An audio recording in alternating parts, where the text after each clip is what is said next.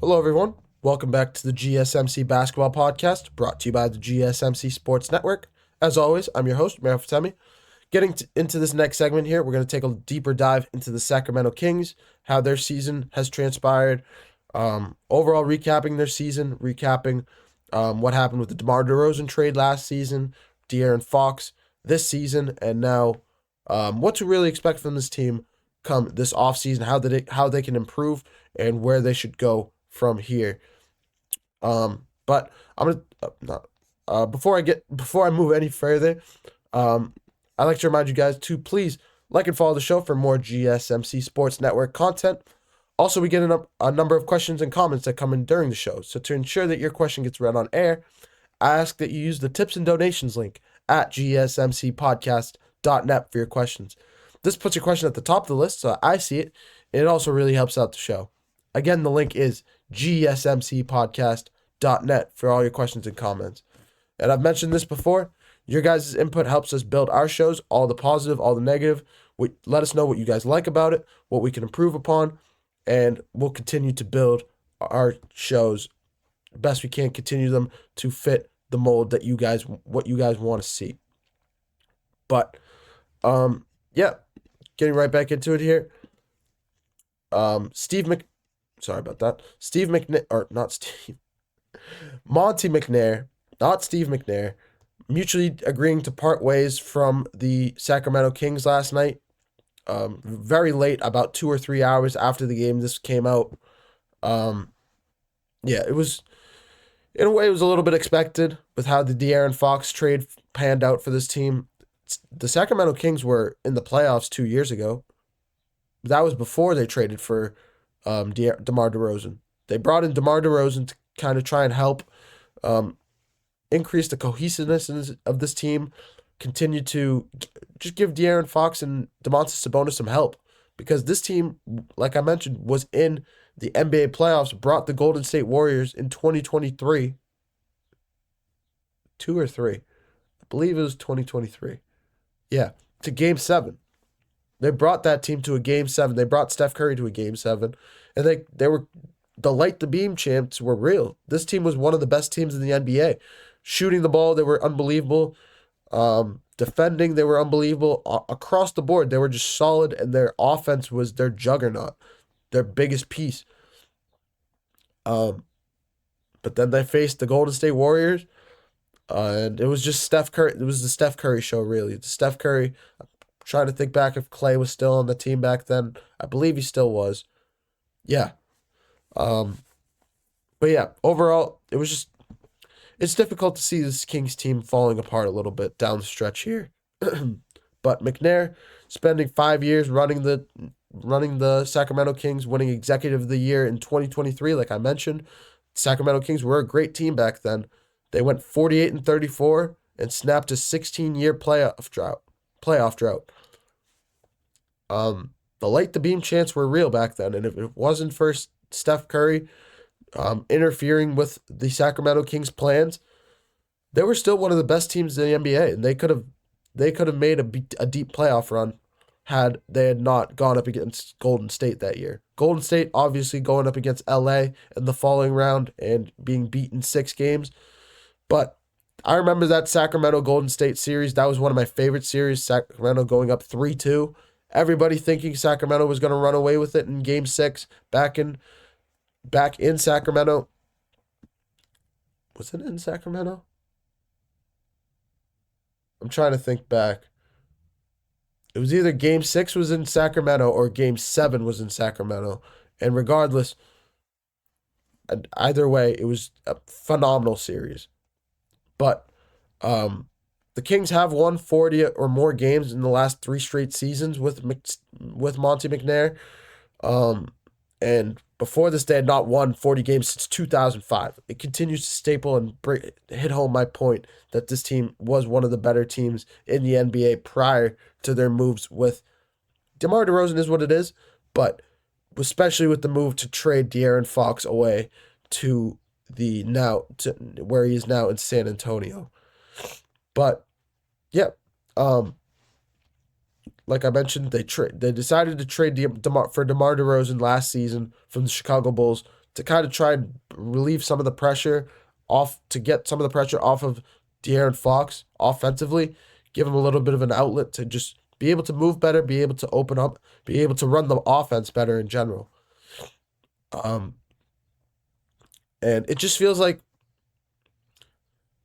it hasn't panned out the way they thought it would. It just feels like their team, they still had a great team, they still have a great team, but maybe it was their young talent that they gave away for DeMar DeRozan. Same thing with De'Aaron Fox. De'Aaron Fox being the focal point of this offense in 2024, or in general since his entire career in Sacramento, and moving away from him just kind of threw this whole team for a loop. Yeah, it's sad because Sacramento was one of my I was more fond of them, especially with how young they were, with how great they looked they could get. They looked like they were going to be great for a long period of time. They looked like the younger version of the Golden State Warriors from back in the day with Steph Curry, Klay Thompson, and Draymond Green. But that's neither here nor there. Anthony Manzano, I see you commenting in the chat. Hello, by the way. Sorry about that. Did Miami screw themselves by winning this play-in tournament game going into the playoffs with the lottery? Or because of the record, they already had solidified a lottery spot? I'm not 100% sure on that. I remember you commenting about this. I'm not 100% sure if they've solidified a lottery spot. I do see what you mean because of how it just feels like this team is a little bit mediocre. We talked about the Miami Heat to start the show, their game with the Chicago Bulls last night, and we kind of previewed the Atlanta Hawks game as well. There is a world where they made a mistake. I completely understand where you're coming from, but I just don't see in the Eric Spoelstra era and with Pat Riley still as the executive of this team that they will intentionally lose games or not give their best effort, especially come playoff time, to win games and continue to defy the odds. We didn't really expect it with Jimmy Butler back in the day in 2023 when they were the 8th seed and they still went out and knocked off the number 1 seed in Milwaukee, knocked off the Boston Celtics in the Eastern Conference Finals. They're just one of those teams that you just can never count out, I think. That's what their culture is about, and they just continue to build that and continue to push that every year, it feels like. Even with their younger guys, with the veterans that they still do have Tyler Hero and Bam Adebayo, but I do know what you mean. I think, in a way, if they can be competitive in the NBA playoffs, I think any team that can be competitive in the NBA playoffs can look better in general sometimes for upcoming free agents, big name free agents looking for a new home. They might look at you guys being like, oh, this team played really well down the stretch. They made a great playoff push. They made a great push in the playoffs. Maybe this is the culture that I want to go to because they're still trying to go after an NBA championship regardless of how tough and rugged it may look, with how continue to defy the odds to just go after a championship. I just think. I'm a Heat fan. I didn't want them to purposely lose, but this makes no sense making the playoffs, in my opinion, when you don't have the talent to even compete with Cleveland. Yeah, I mean, as a Heat fan, I'm a Celtics fan, so you guys, the Miami Heat, have really been in our heads for a long time. So I completely understand what you mean, but I mean, in the same way, what does it matter that the Dallas Mavericks are kind of trying to make a push for the NBA playoffs? They still do have Anthony Davis. They still do have a bunch of young guys that can be great pieces on a good team, and they're just kind of they're continuing to build their chemistry with one another. And who knows? Especially in the playoffs, injuries can happen. Anything can happen in the playoffs. We've seen it time and time again. And especially you as a Heat fan, you know how good this team can be as an underdog. I don't know. I think maybe I can see what you mean that Cleveland is one of the one of the best teams in the Eastern Conference. For sure, I understand where you're coming from with that. But I also think that Cleveland could be had if you can. We'll see how it all plays out. I'll probably preview that series. First, you guys got to go through Atlanta, though. That is the focal point for the Miami Heat. They have to go through Atlanta on Friday night. If they can do that, they'll play Cleveland. But let's just see if they'll do that first. Just because I completely understand what you mean. This team isn't one of the favorite teams. I wouldn't guarantee that win, is what I'm saying. So, yeah, I completely understand what you mean.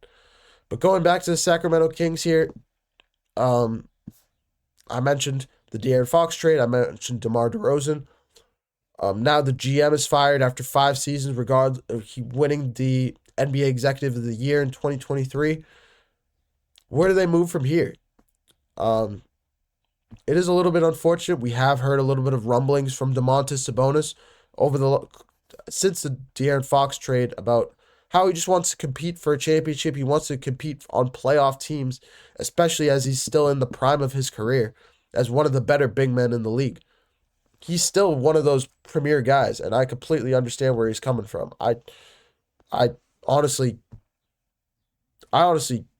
echo that message that he just wants to continue to play well. He continues to want to be on a competitive team. But could he be traded? There is a world he could be traded this offseason. There is also a world they can kind of keep their core guys with DeRozan, LaVine, and Sabonis. If they can add another piece to this team, another star, if they can add a point guard, a legitimate point guard to continue to balance this offense, to guide this offense into the right direction, I think that would pay great dividends for this team. We saw the Dallas Mavericks go on a 44-19 run in the second quarter of this game, and it just continues to speak volumes as to how the offense is just sputtering when it matters most, really. So, yeah, I just think if they can continue to build their bench, if they can continue to draft well like they have, and not trade away their prospects, I think they can still be a good team. Keegan Murray is still growing into a good player. You still have Keon Ellis, who's growing into a good player. Devin Carter's you still have a good team, I think. So, as a Kings fan, I would not say all hope is lost for this team. They still can do some stuff in the offseason.